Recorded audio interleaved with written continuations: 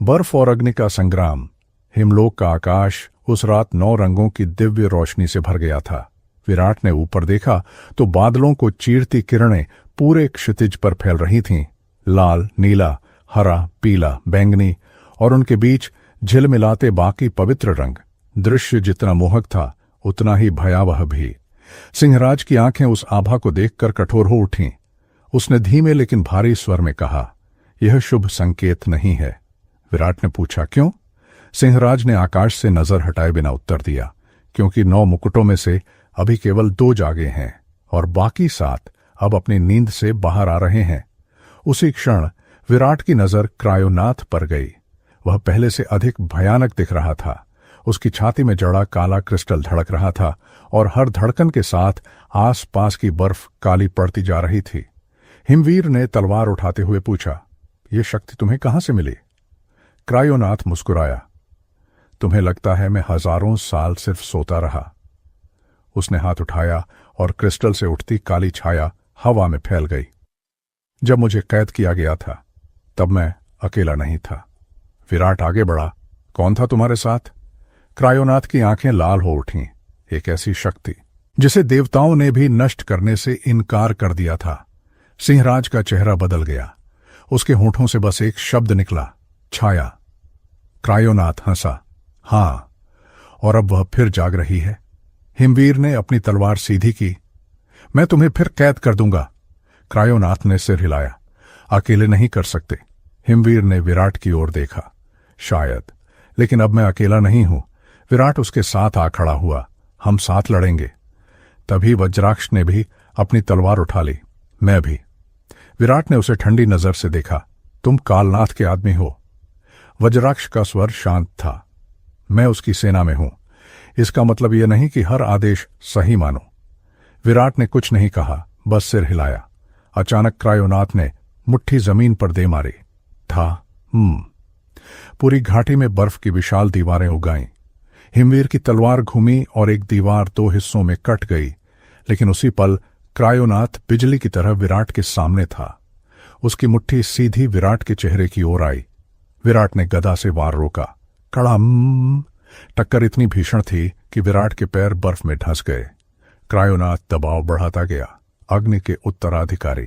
तुम्हारी शक्ति अभी अधूरी है। विराट ने दांत भींचे, उसकी आंखों में सुनहरी चमक उभरी। शक्ति अकेले युद्ध नहीं जीतती। उसने अपने कदम से संतुलन तोड़ा और क्रायोनाथ पीछे हट गया।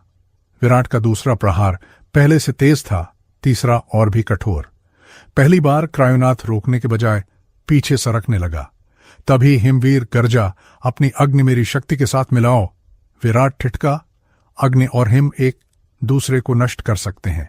हिमवीर मुस्कुराया, या एक दूसरे को संतुलित। विराट ने आंखें बंद की। उसने भीतर की अग्नि को महसूस किया, फिर हिमवीर की ठंडी ऊर्जा को। दोनों शक्तियां पहले टकराईं। उसके शरीर में असहनीय दर्द दौड़ा।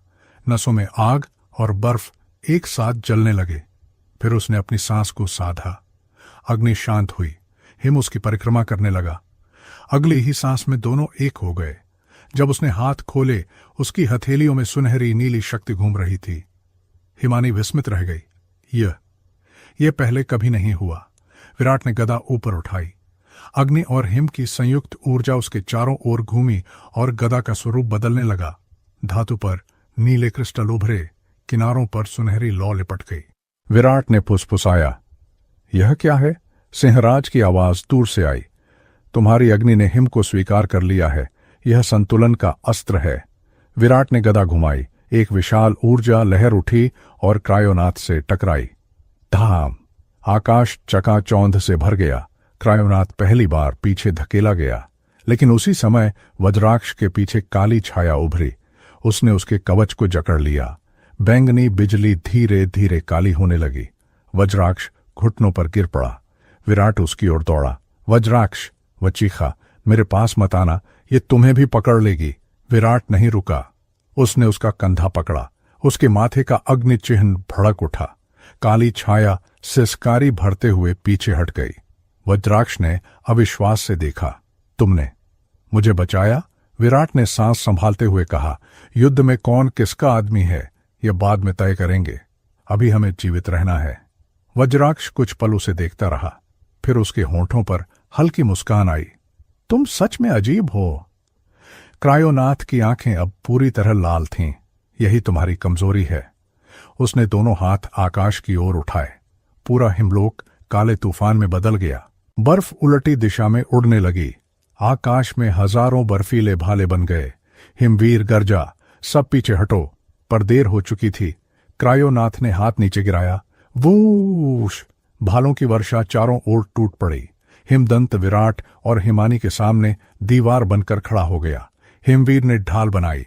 वज्राक्ष ने बिजली का घेरा खड़ा किया। विराट ने अग्नि और हिम की संयुक्त शक्ति से विशाल कवच रचा। फिर भी एक भाला उस कवच को चीरता हुआ विराट के कंधे में जा धंसा। वह पीछे गिर पड़ा। आह! सिंहराज दहाड़ा। विराट ने भाले को खींचकर बाहर निकाला। उसके हाथ में रक्त था, पर आंखों में डर नहीं। तभी अचानक पूरी घाटी में एक दिव्य आवाज गूंजी। परीक्षा पूर्ण नहीं हुई। सब थम गया। आकाश से नीली रोशनी नीचे उतरी और जमी हुई झील के केंद्र पर ठहर गई। बर्फ पिघलने लगी। उसके नीचे एक विशाल प्राचीन द्वार उभरा। द्वार पर एक ही प्रतीक चमक रहा था, हिम मुकुट। दूर से हिमराज की आवाज आई, विराट, यह द्वार केवल उसी के लिए खुलेगा जिसे हिम स्वयं स्वीकार करे। विराट धीरे धीरे द्वार की ओर बढ़ा। क्रायोनाथ ने उसे रोकना चाहा, लेकिन हिमवीर उसके सामने आ खड़ा हुआ। अब तुम्हें मुझसे लड़ना होगा। क्रायोनाथ हंसा। और तुम सोचते हो तुम मुझे रोक लोगे? हिमवीर ने तलवार उठाई। मुझे नहीं। उसने विराट की ओर देखा। उसे। विराट द्वार के सामने रुका और हाथ आगे बढ़ाया। जैसे ही उसकी उंगलियां द्वार से छुईं, दुनिया सफेद प्रकाश में डूब गई। जब रोशनी स्थिर हुई, वह एक विशाल हिम महल के भीतर खड़ा था। महल के मध्य सिंहासन था। सिंहासन पर हिम मुकुट रखा था और उसके सामने कोई खड़ा था। एक युवती, नीले वस्त्र, सफेद बाल, हिमानी जैसी आंखें। विराट ने आश्चर्य से पूछा, तुम कौन हो? युवती ने धीरे धीरे सिर उठाया। उसकी आंखों में आंसू थे। मैं हिम मुकुट की पहली उत्तराधिकारी हूं और तुम्हारे आने का मुझे वर्षों से इंतजार था।